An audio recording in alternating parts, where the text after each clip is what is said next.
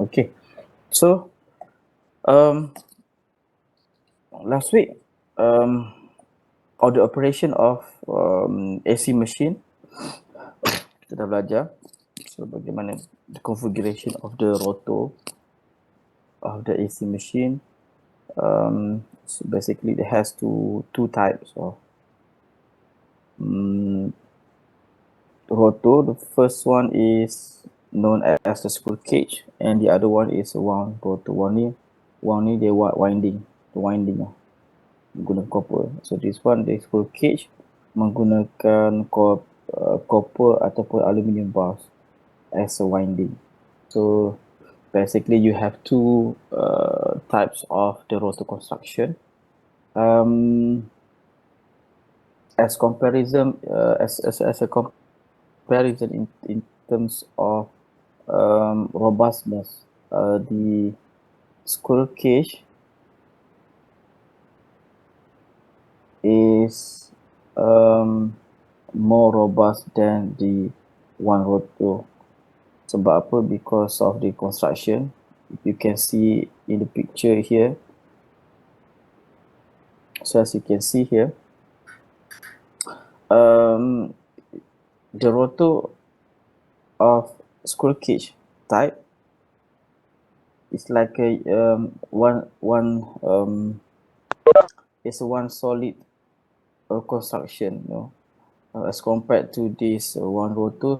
So you have a conductor here, the copper wire, so it may lose, and besides it also require the slip ring to connect to supply the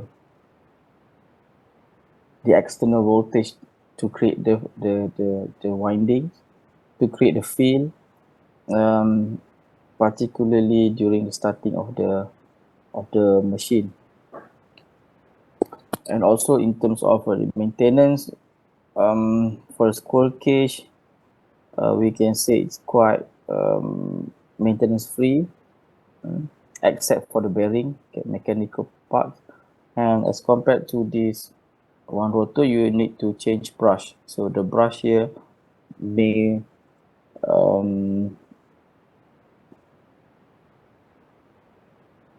it may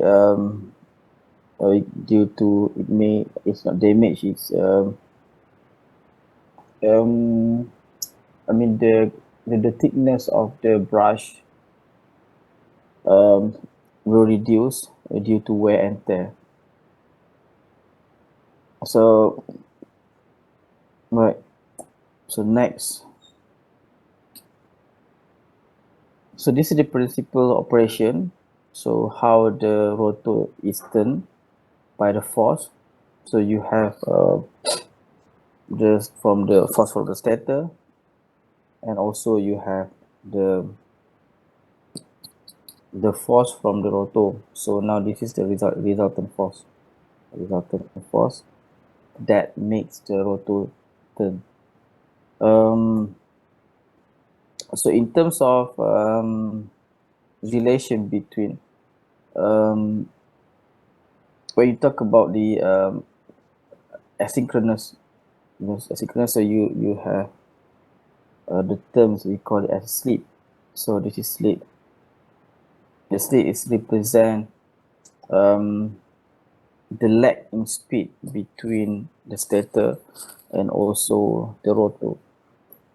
So this is the relation S equals to the synchronous speed. So basically the synchronous speed is the speed of main field in the stator minus the rotor speed, and also divided by, of course, divided by ns, and represented in percentage. So you have to times by 100. So we have done this example. So now so for today we are going to learn on the equivalent circuit of the AC machine. So as compared to the DC machine, so DC machine is quite simple. You have only this one, the RA and then the RF. So this is, except you have also the external for external supply for the separately excited. The rest you have only one circuit. Okay, so for this, basically you have two. This is during stationary. So the stationary you have two. You have two circuit. The first one, this is, we call it as the rotor part, and now you have a stator part. So the rotor, the stator is merely represented by the coil. So N is the number of turn, and you have the rotor part. So number of turn N2 represent as N2, and this is the output. This is the current who passes through the rotor resistance, and also because of the windings, you have the inductance. So basically, if you can see here, this is like a transformer, right? So it's like a transformer model. So the stator and rotor wind is at stationary. At stationary means when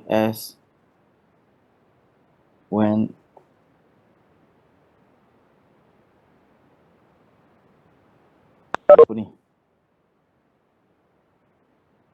Apa hijack sama ni? Slide hilang. I don't hijack.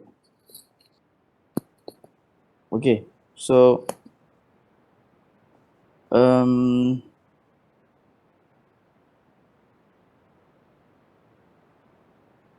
alamak, saya tekan.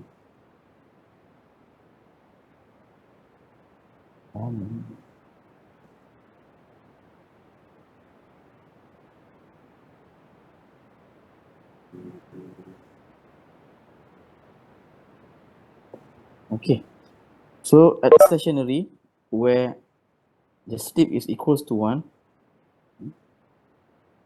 here, when slip is equals to 1, mana 1 dekat sini.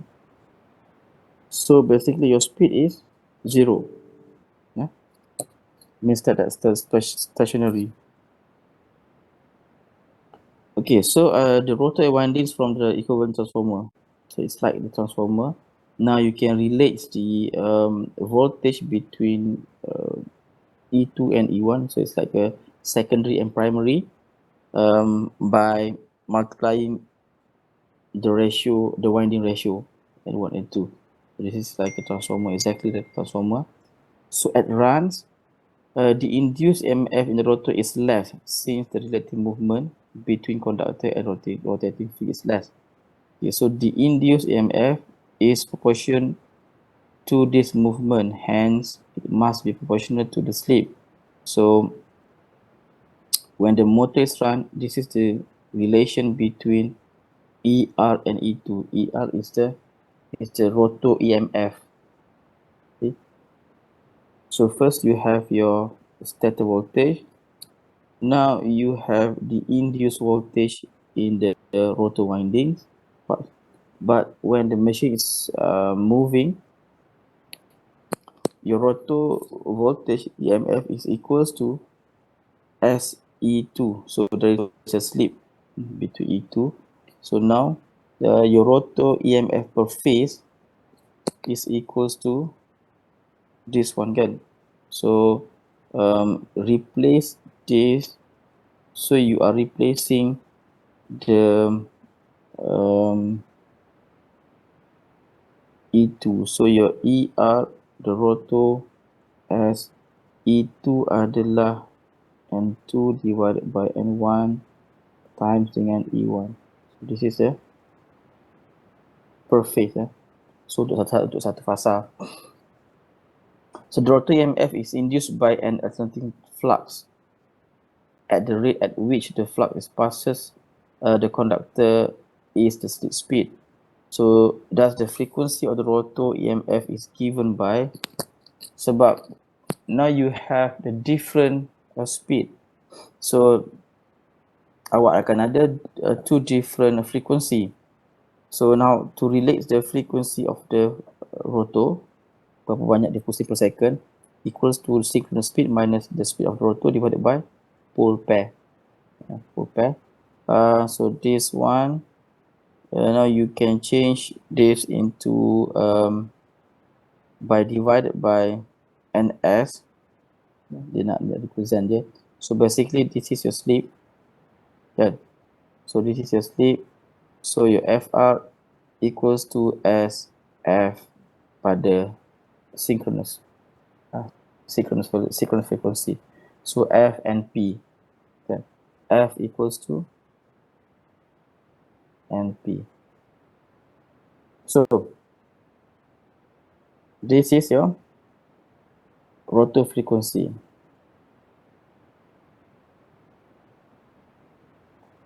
So this one you need to ingat to represent this pada stationary. Yeah. So this is how to represent the machine while stationary for the AC. Right. So we can try this example. The frequency of supply state to the stator is a pole induction motor. 50 Hz and the rotor frequency is 3 Hz, determine the slip. So basically you have slip equals to NS NR NS by 100. Okay. So what is your NS? So the stator. So from the equation F equals to NP, so you can find the speed. So NS synchronous speed equals to 50 Hz divided by 4. 8 pole kan? 8 pole tapi dia P kan? So this is 2P 8. Alright. So basically it has pole pair dia adalah 2 dan 4. So the pole pair is 2, 4. Now divided by 4, you will get 12.5. Rotation per second, RPS. Rotation per second. Okay. So dia kata the rotor frequency is 3. So maksudnya the rotor frequency is 3.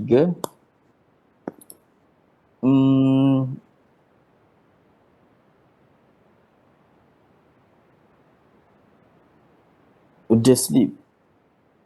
So rotor speed the rotor speed will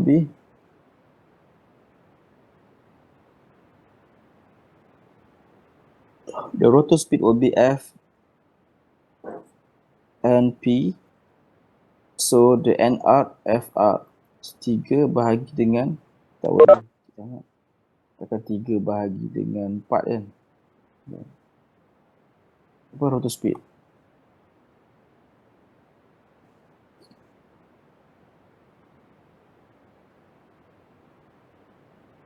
Saya dapatkan slip sama dengan apa lagi slip So basically your FR is equals to SF kan.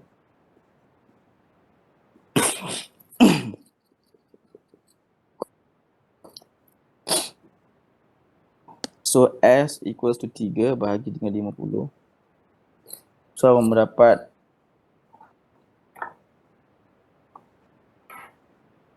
3 bahagi 50.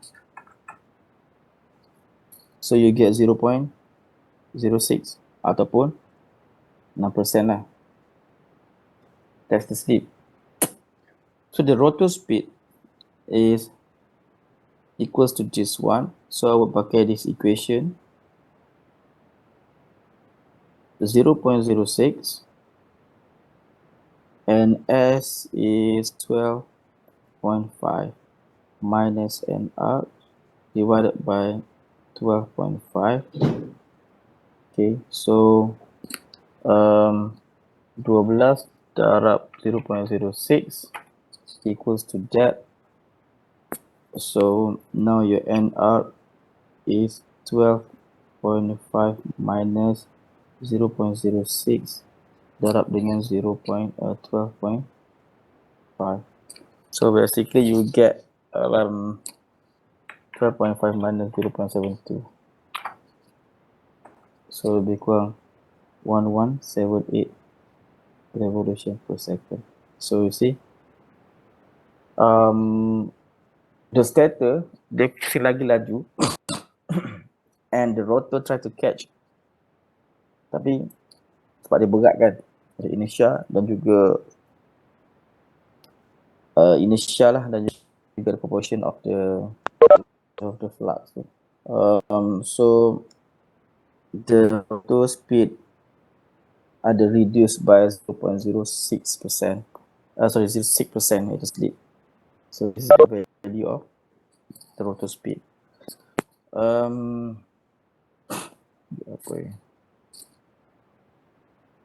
Okay. So ini macam mana kita nak simplify the circuit, the presentation of the AC machine from a stationary to when the motor is running. So now you see, this is from the previous slide. E2 equals to N1 bahagi N2 times E1. So now bila motor bergerak, definitely you will have slip. Okay, you will have slip. Now we can represent this on the rotor part, on the rotor circuit.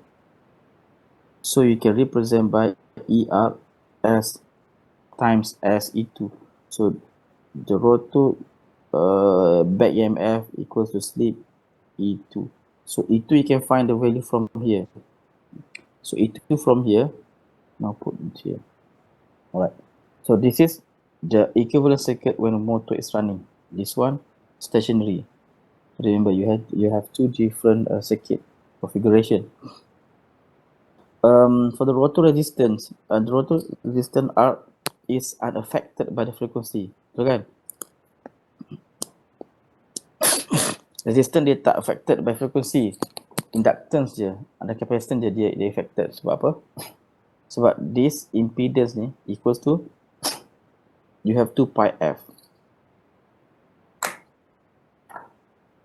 Okay, so yang peranan dia adalah frekuensi. Frekuensi berperanan kat sini. Sama juga dengan when you have the capacitance 2 pi f bahagi 2 pi f bahagi c kan.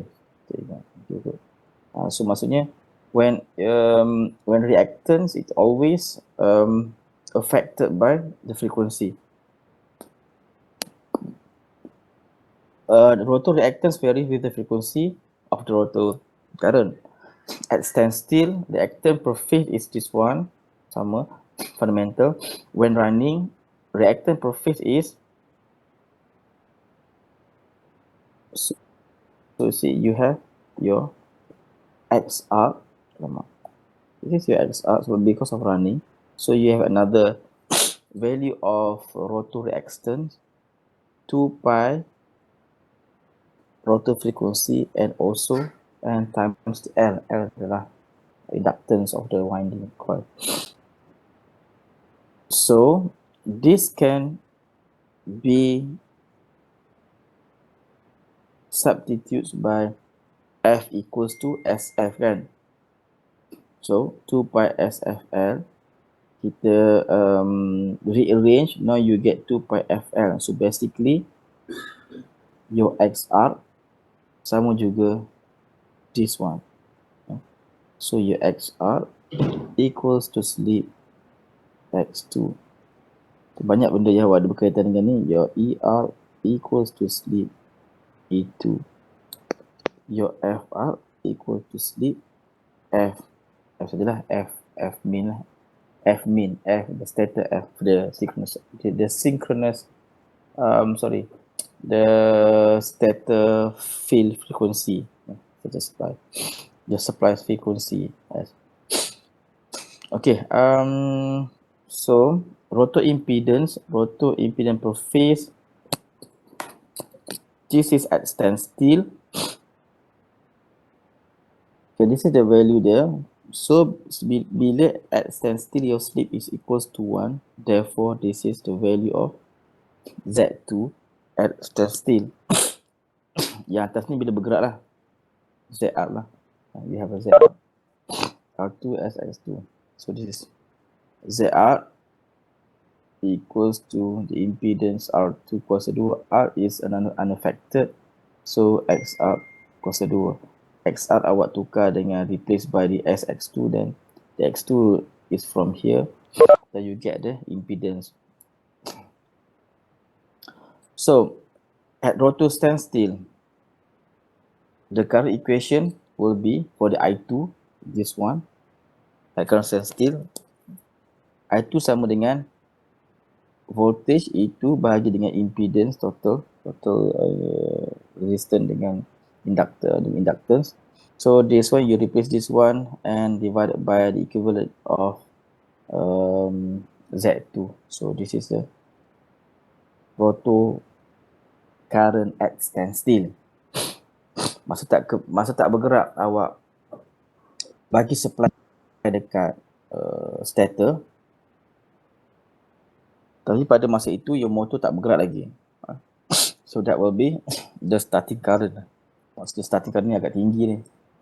Okay, pada runs, when the motor is moving, running, bergerak, IR, the rotor, now ER bahagi ZR. So this is the equation dia. Okay, so now this is the drawing ataupun equivalent circuit from standstill to running. Now how then what is this value and where we get it from? So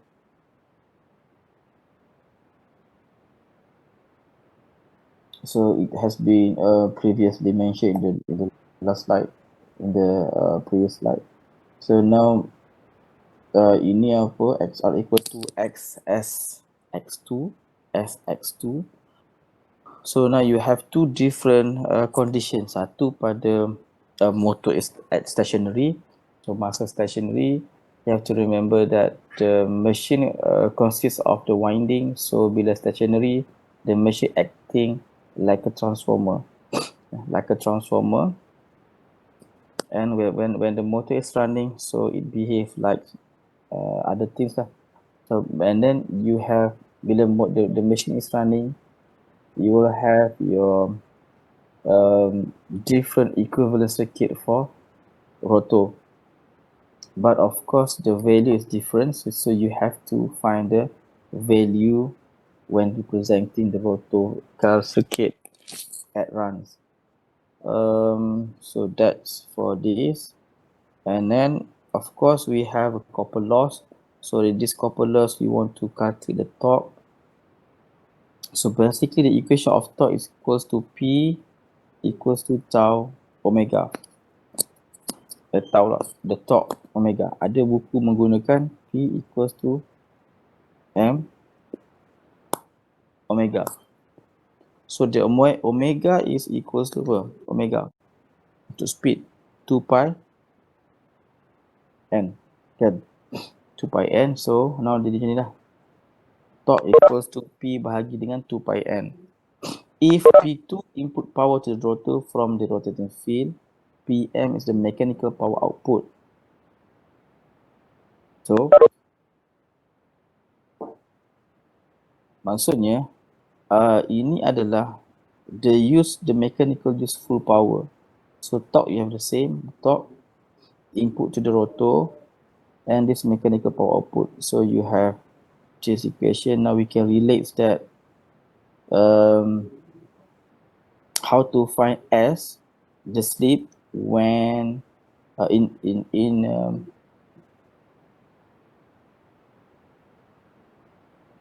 when the losses is given. So we can predict, it's not predict, we can find the value of slip. So this is the definition of how this equation comes out. Okay, So from the figure P, this is figure, kat sini figure tau. So right, saya kena rasa dia dah terkebelakang figure ni. Patutnya dia before tadi. So this is the stator, you have the input power iaitu PVI kan, daripada electrical lah. And then dekat sini bila dia pusing dalam winding, so definitely you will have the copper losses dekat stator. Alright, so now dalam stator ni dia transfer the power PVI tadi ke rotor. Tolak daripada losses kat sini lah ke rotor. So ini input power to the rotor. So bila input power to the rotor, of course dia ada lagi additional losses of the one machine lah. One motor copper. Lepas tu the motor ni dia transfer to the shaft pula. The power ni after tolak the rotor copper losses, so dia transfer to the shaft. And so bila shaft ni mulalah akan ada friction dekat sini, dekat bearing kan. You have consider the friction, mechanical losses, friction, steel losses, and core losses. Core losses of the rotor lah. So lepas tu baru ada PM. So yang tadi dia kata if this one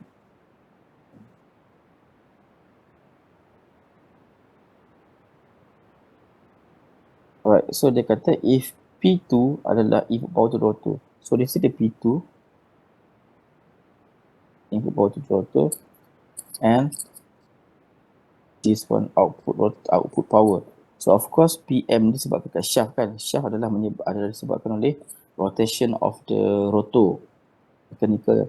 So itu dia kata tadi P motor equals mechanical equals to 2 pi N R rotor lah. 2 pi N R torque sama lah. Torque dia sama. And then here you have P2 2 pi NS torque. So NS sebab because of the supply, the synchronous speed. Maksudnya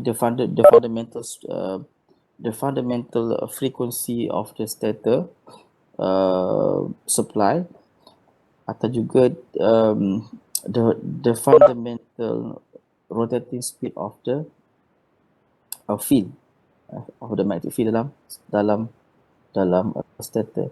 So you have this one. Now dia disamakan, so you get your T equals to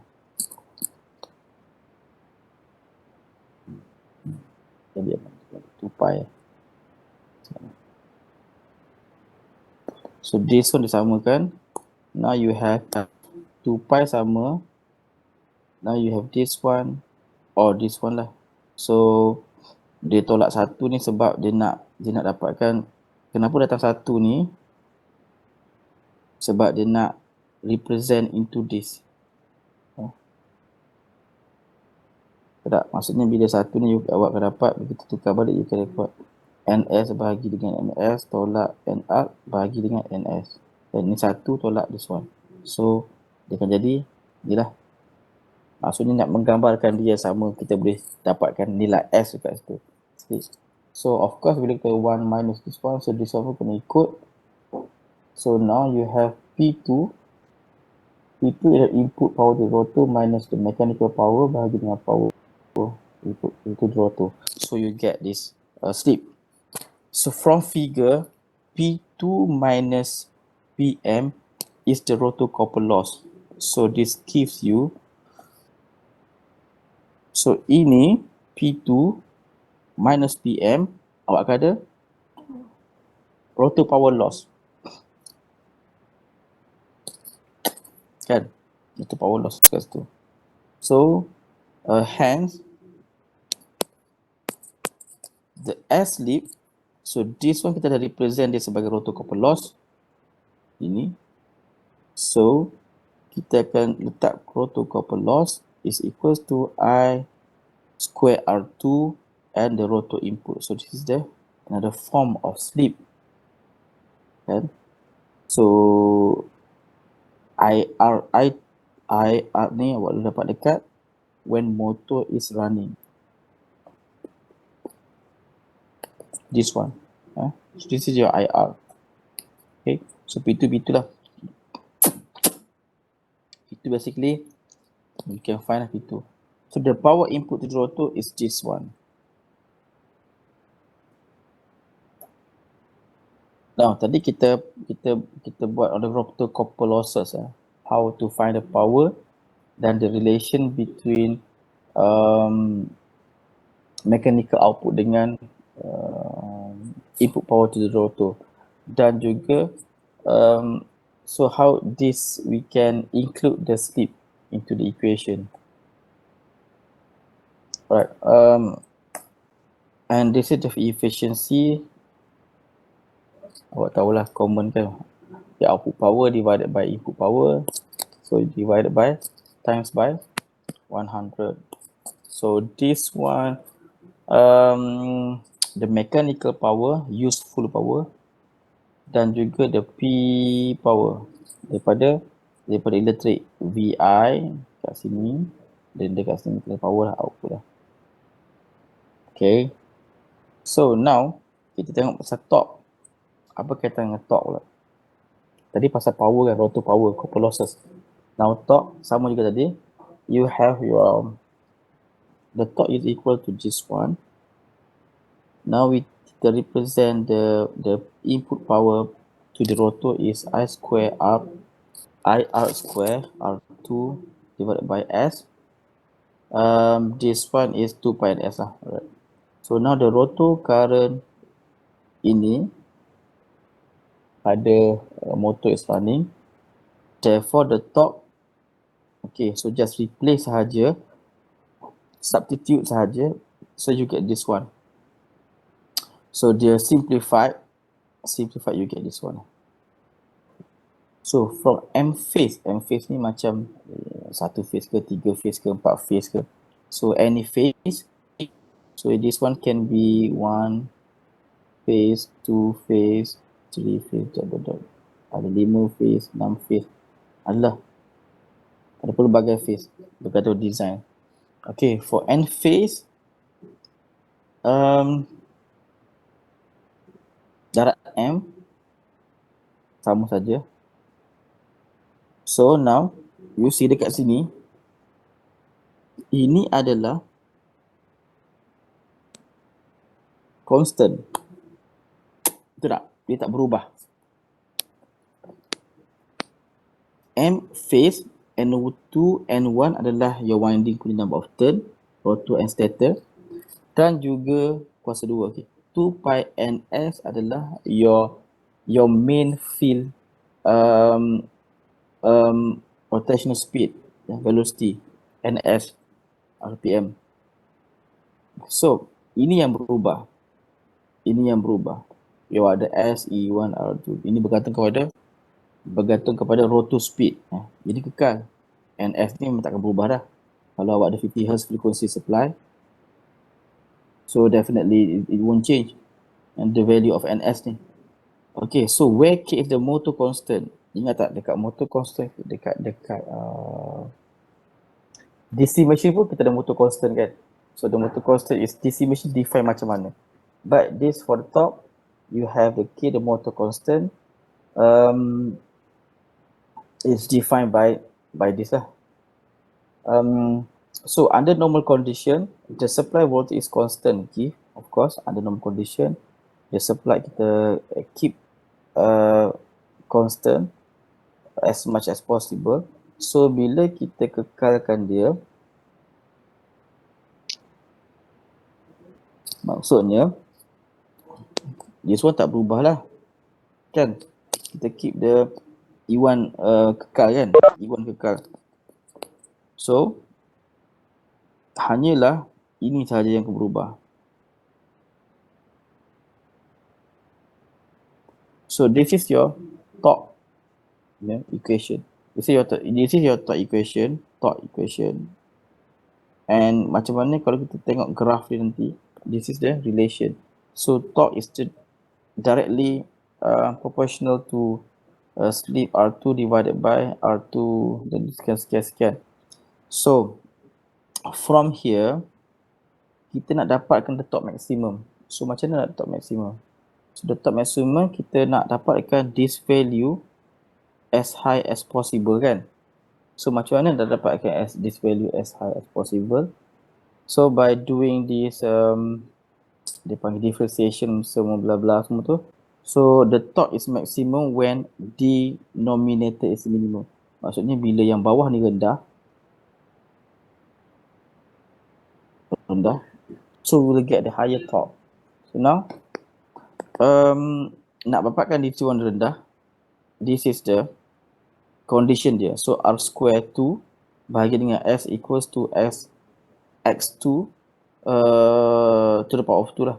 So this one. So now, this condition, this one where S. So ini dapat ni, macam mana dapat ni? Kuasa 2 kan, kuasa 2. So habislah. So now this is condition. So this is condition. Maksudnya, to get the top at the maximum, you have to design machine mempunyai kaitan di antara the rotor resistance R2 sama juga dengan S X2. Katakan your design slip is 0.02 kan. 0.04 katakan dah. 0.02 itu terlalu tinggi sangat. Katakanlah your design slip is 0.04. So you have the value of R2 ni bergantung kepada how big is your winding. Your winding dekat rotor tu. So you can get the resistance. Now you times the slip yang expected. So you get the X2. So basically this is equals to XR lah. So maksudnya in this condition you will get the maximum torque, the highest torque. Alright, so basically the conclusion dia sebenarnya di sini, to get the torque max, so all you need is to have R2 equals to XR. So if you go back to this equation, to this one. So basically to get T max, the condition is you need when R2, this is R2, is equals to XR. Okay, condition dia.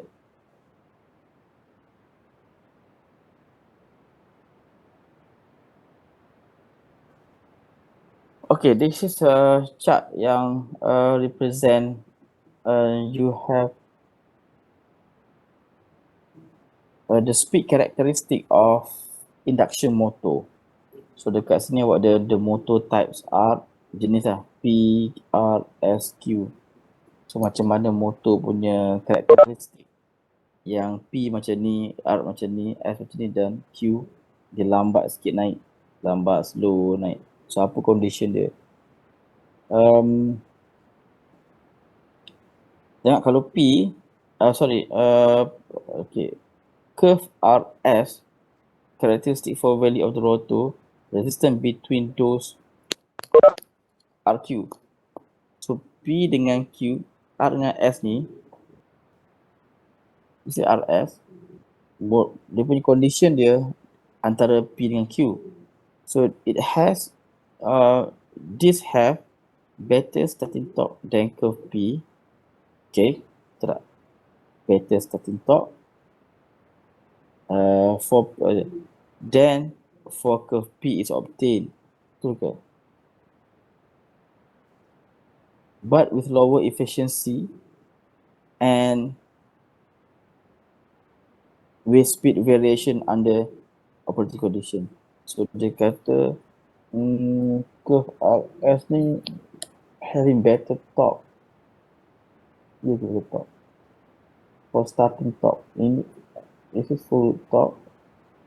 So sepatutnya dia, how to define better starting torque?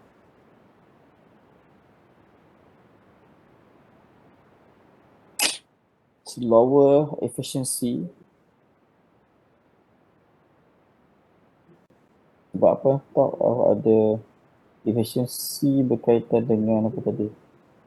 the power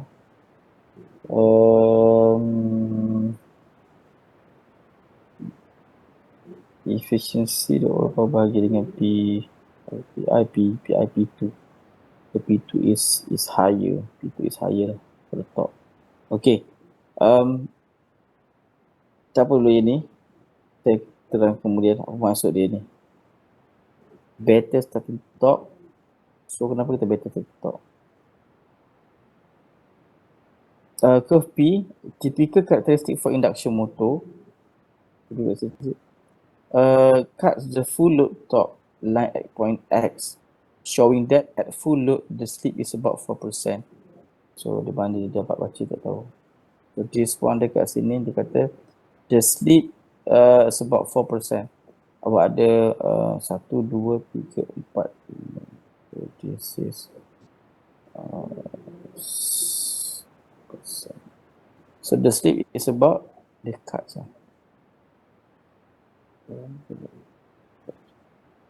Curve P, the full load cuts line point X, showing that at full load the slip is about 4%. Okay, normal operating condition 0 to X. This one normal operating condition. The speed variation with load almost constant with speed. So mungkin kita represent another graph. Curve Q, characteristic for maximum torque starting, maximum torque at starting. Okay. Q maximum torque starting. Full load speed over 30%. Okay. Which is without drop in differential acceleration with less acceleration with less.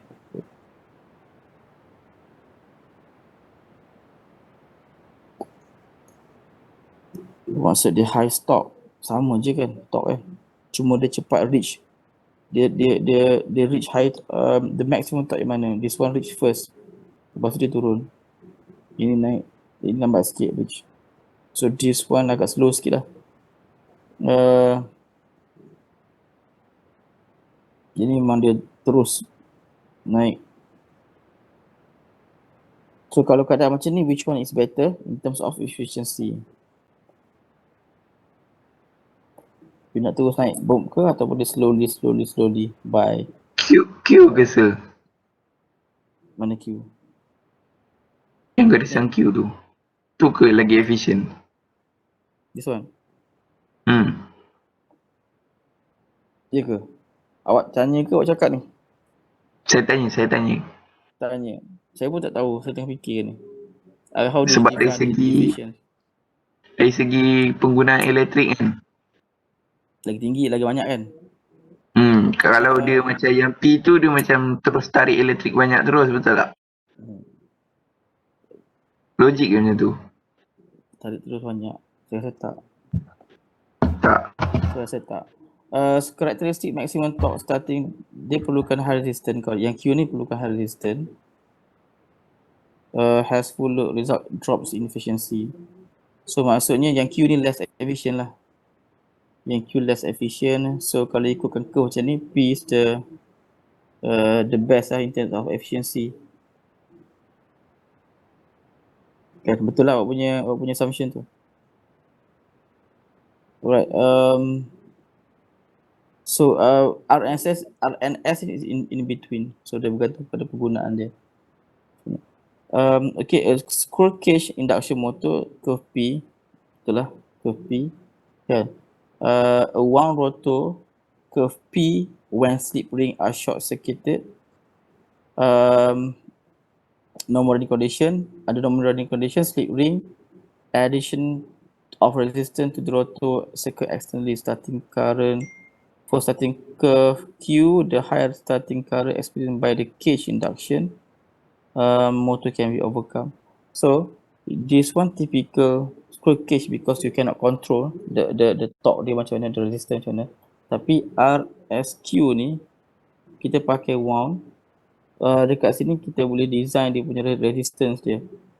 So pada starting kita short circuit kan. So bila short circuit tu dia the machine have the machine has high resistance, so dia akan behave like induction motor. Lepas tu masa dia bergerak running tu, dia akan reduce lah. That's why in terms of efficiency, Q is paling less sebab dia ada winding lagi kat situ.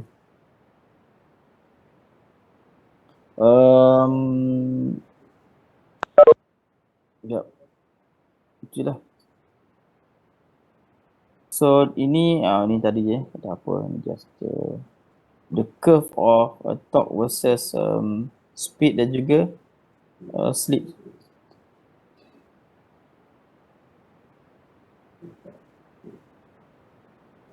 So, kalau tengok kononnya slip is minus, dia ke arah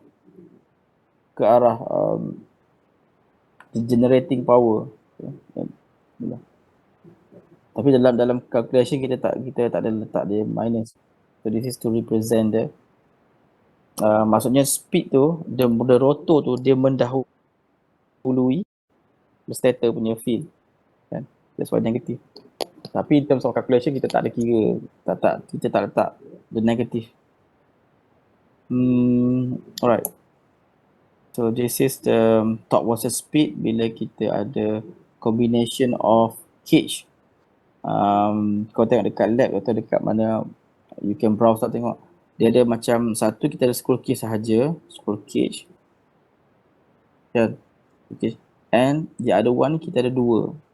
Satu awak ada cage, bukan cage, dia macam cage juga, tapi dia ada winding dalam tu, tapi sangat sikit lah. So itu namanya combined double cage characteristic.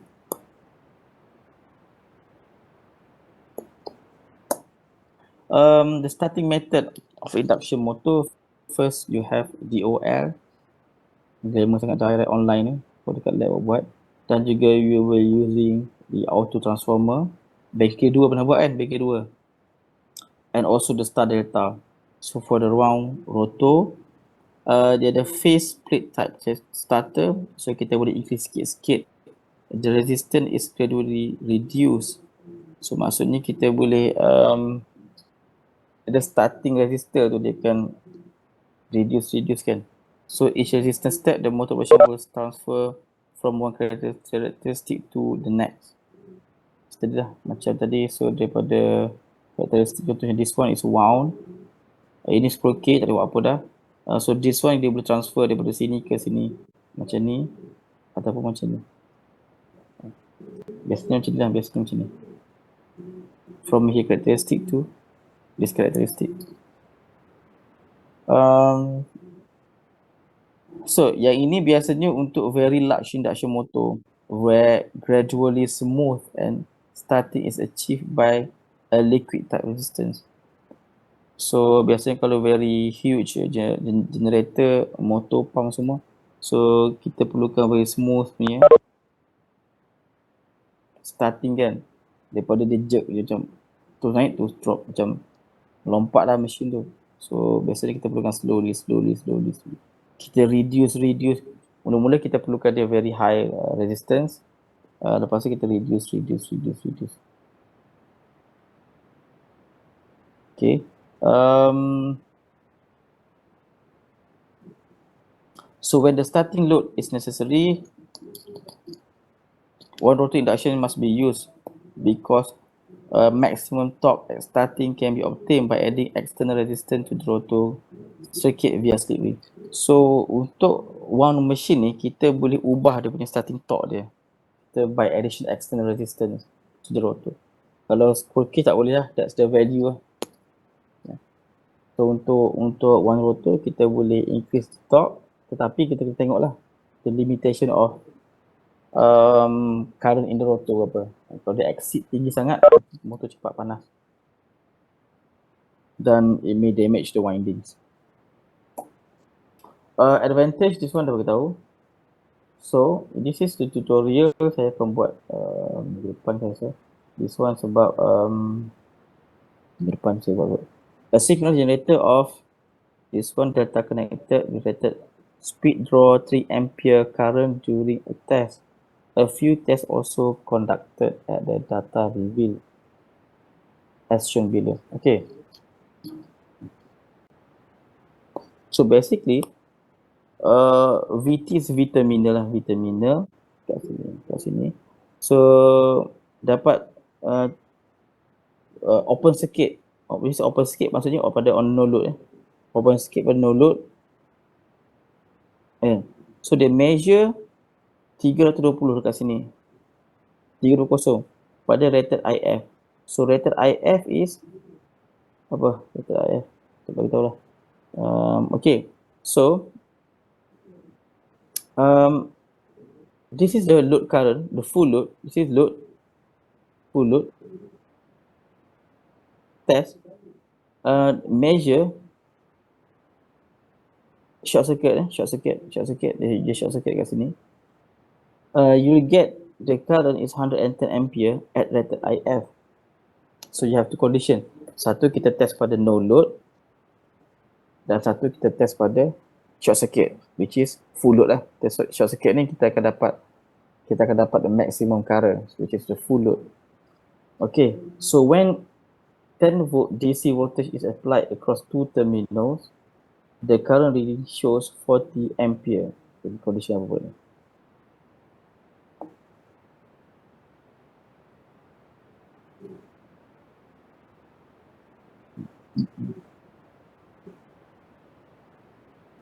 Find the armature resistance RA. This is the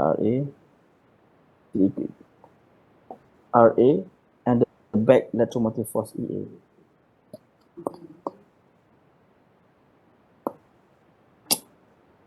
Macam mana ni ya?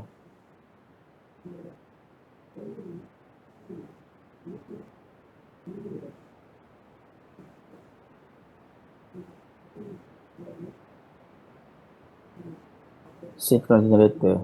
So simple je ni saya rasa.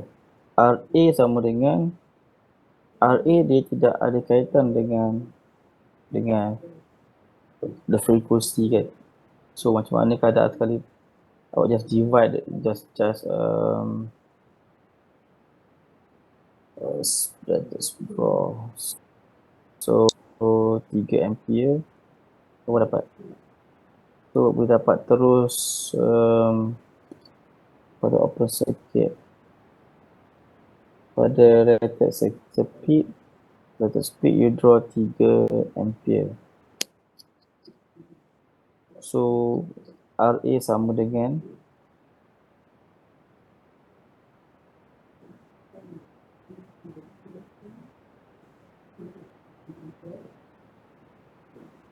apa yang kita kaitkan?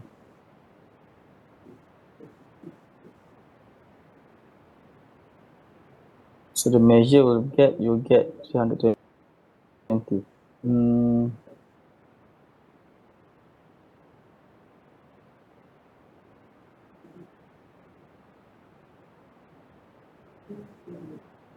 So kalau awak tengok dekat sini, kita tulis the equation dia, V flux sama juga dengan V phase sama dengan motor kan, motor generator. So EA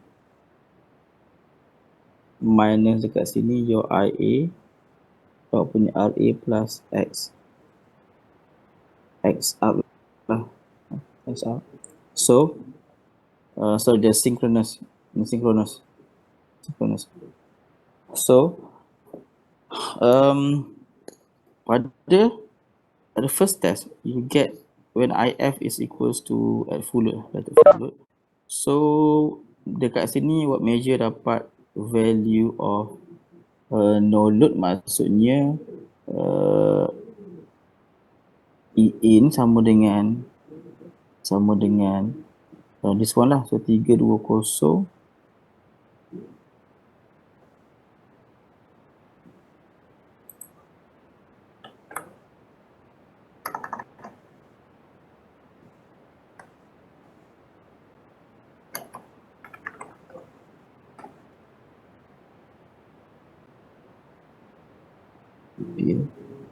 nilai dia 0.0406.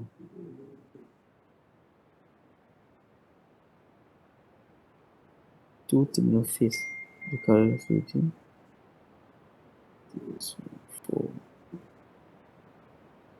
Oh, saya akan tengok balik ni, kena check question macam mana. Okay, so that's why this one saya akan next week lah. Sebab ini adalah on the synchronous generator, synchronous machine. So tadi kita lebih kepada asynchronous. Okay, dia pun sama juga. Alright, so tapi saya rasa you can jawab soalan ni bila you refer to another kita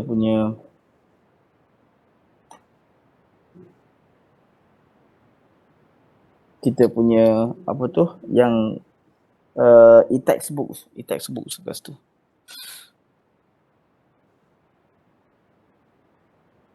Soalan? Dekat Yulan kan saya ada post banyak yang mengenai AC machine, so you can refer to that lah. Itu adalah untuk your additional knowledge on the machine, on the AC machine, how it operates dan sebagainya. Okay, ada soalan? Tak ada?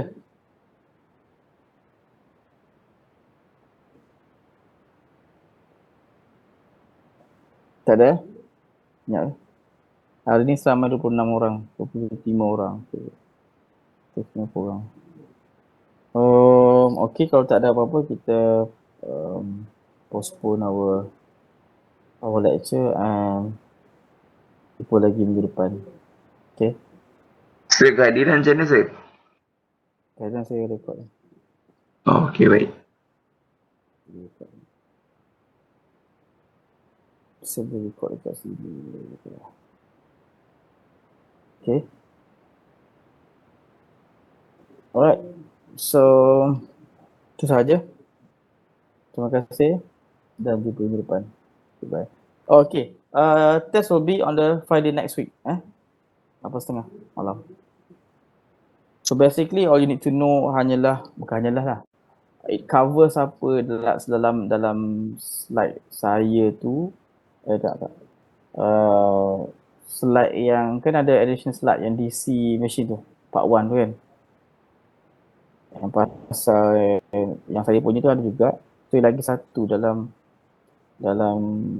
DC part tu. Kan ada 2 slide kan. Yang saya tak buka, saya beritahu. Tapi itu sebab itu lebih kepada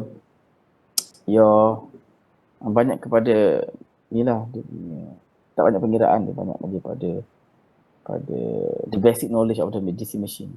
Tapi in terms of advantages dia, in terms of how to control the speed kan. Tapi how to control the speed of the machine saya dah bagi tahu dekat dekat slide saya tu kan. Apa yang boleh dibuat. Okay. Alright, so itu saja. Jumpa lagi. Bye.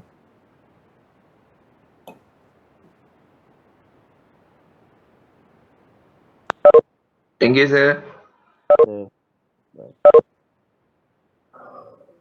Thank you, sir. Welcome.